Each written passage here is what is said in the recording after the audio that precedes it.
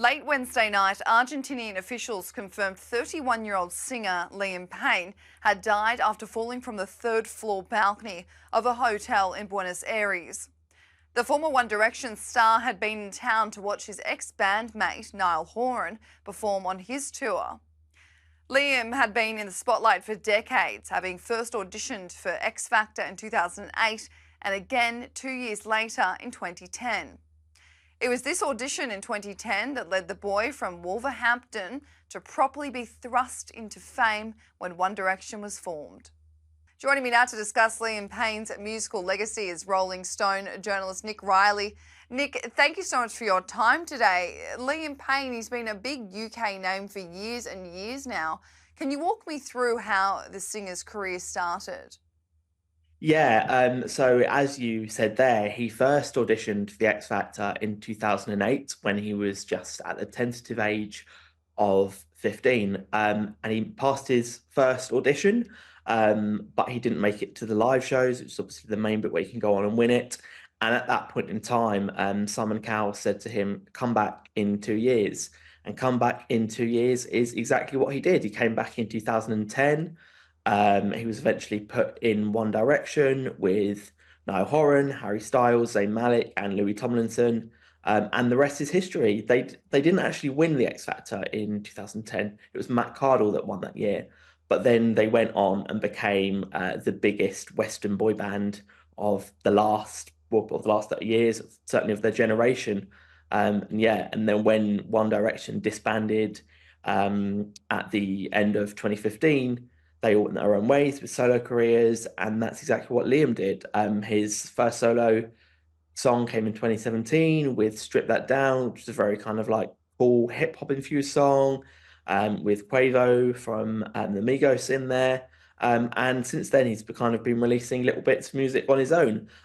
We only got one solo album from him in the form of 2019's LP1, but certainly there was new music being teased, and the feeling that he was working on new music, shortly before the time of his death. Nick, going back to those early days, what was the reaction like to Liam Payne as an individual member of One Direction? Was he wildly popular? He really was. It goes without saying that each of them were wildly popular, because they were heartthrobs, they were infectious energy, great, really handsome young lads who had their kind of own fan bases and their own personalities. And that was part of the reason why One Direction were the massive success that they went on to become. And a lot of the interviews that have been kind of done today and a lot of the tributes have been saying that in those kind of early days, it felt like Liam was the ringleader, and where some of them would, I guess, kind of be messing around in interviews and just kind of having a joke with each other. Liam would be the kind of one to, if necessary, whip them into line and be like, "Right, guys, we've got this to do." But it felt like certainly an adult head on very young shoulders, especially at the fact they were 17, 18 at the time they started. And yeah, that seems to be the thing that's coming across, the sense of maturity. And I'm sure that was the reason why a lot of fans latched onto him as well. What was that level of fame like for, I guess they were teenagers when they first began and then into their early 20s. What was that kind of emphasis on these boys like for Liam?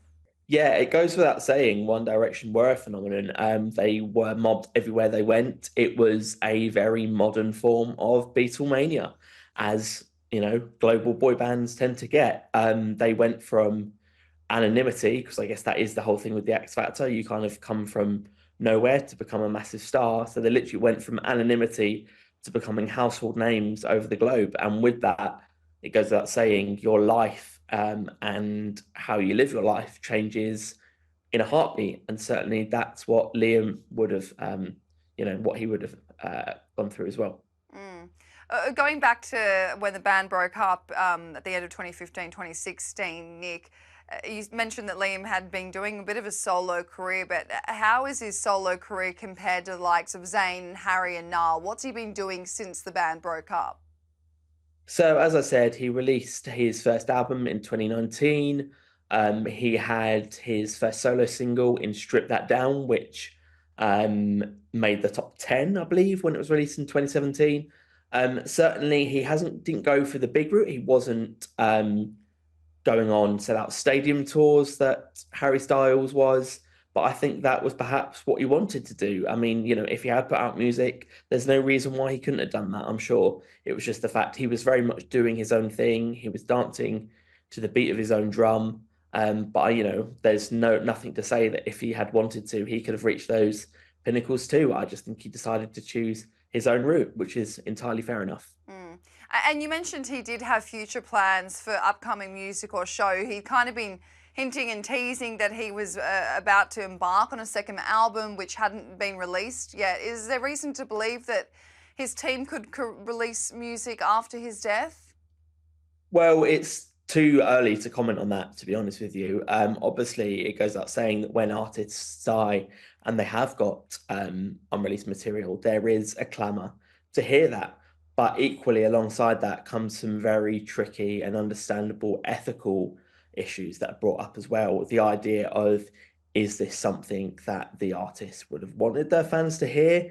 And equally, the bigger question, is it a chance for a record label to have one last massive payday from an artist who, was very kind of open about their struggles in the industry, and it kind of arguably might feel a little bit murky. So who knows if posthumous music will turn up? If it does, I'd like to think it's done in a way that is considered and is ethically sound, as opposed to this, as I said, this kind of very murky, posthumous, half-baked cash grabs that appear all too often when an artist dies. Mm.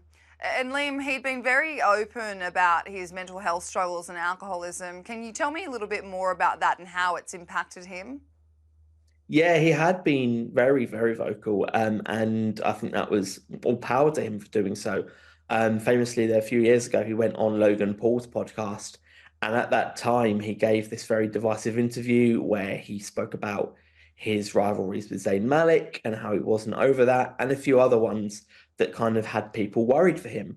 And off the back of that, to be fair, he said that that for him felt like a wake-up call, and he checked into a rehab center after that. And he said that that interview was the kind of one where he thought, you know what, I have got to go and do something here.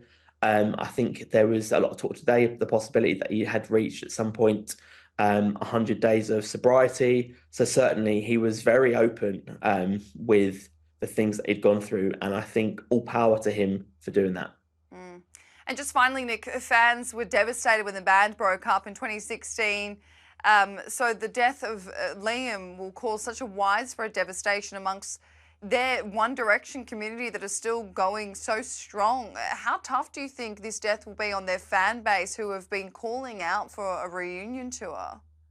Yeah, I think it'll be incredibly tough for them. And my heart really does go out to them or anyone that was a massive fan of Liam.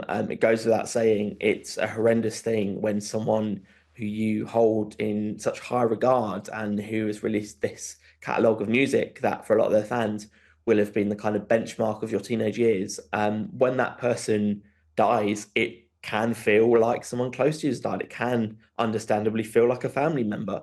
And with that comes grief, comes devastation. So yeah, I imagine they are absolutely beside themselves today.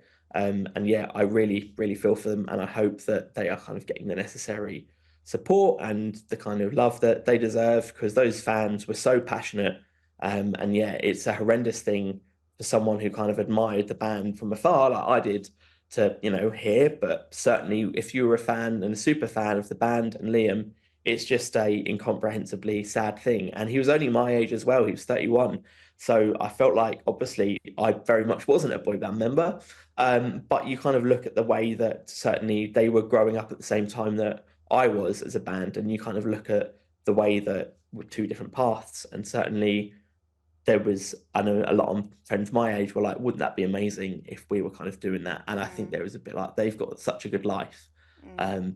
And for him to now be dead at 31, the same age as me, is, yeah, just utterly devastating.